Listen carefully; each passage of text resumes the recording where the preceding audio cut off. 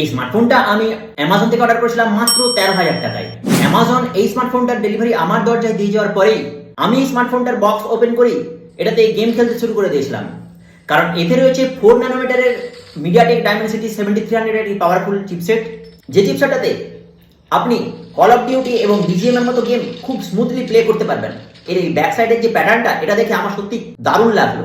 আর এত স্লিম স্মার্টফোনে যে 6500 mAh ব্যাটারি আছে এটা তো আমাকে সত্যি অবাক করেছে। তো যারা বুঝতে পারেনি তাদেরকে বলে দিই, এই স্মার্টফোনটা হলো IQ G10X।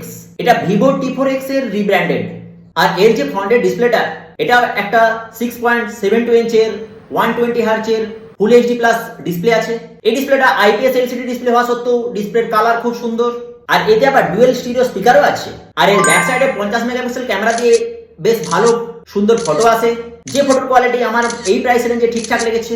আর এর ফ্রন্ট সাইডের 8 মেগাপিক্সেলের সেলফি ক্যামেরা দিয়েও যথেষ্ট ভালো ফটো আসে। এই স্মার্টফোনটা ডে টু ডে লাইফে টাস্কের জন্য অসাধারণ। আর 15,000 টাকার নিচে হলেও এই স্মার্টফোনটাতে রয়েছে UFS 3.1 স্টোরেজ টাইপ, যেটা এই স্মার্টফোনটার সমস্ত ভেরিয়েন্টে আপনি পাবেন। আর এই স্মার্টফোনটার ব্যাপারে সম্পূর্ণ ভিডিও দেখতে চাইলে অবশ্যই চ্যানেলটাতে গিয়ে আপনারা ভিডিওটি দেখতে পারবেন। আর নিচে ডেসক্রিপশনে ভিডিওটা দেওয়া রইল। চ্যানেলটাকে সাবস্ক্রাইব করতে কিন্তু ভুলবেন না। আর ইনস্টাগ্রাম থেকে দেখলে চ্যানেলটাকে অবশ্যই ফলো করে দেবেন। বায়োতে ইউটিউবের লিংক দেওয়া রইল, সেখানেও কিন্তু গিয়ে আপনারা এই স্মার্টফোনটার ব্যাপারে সম্পূর্ণ ভিডিও দেখতে পাবেন।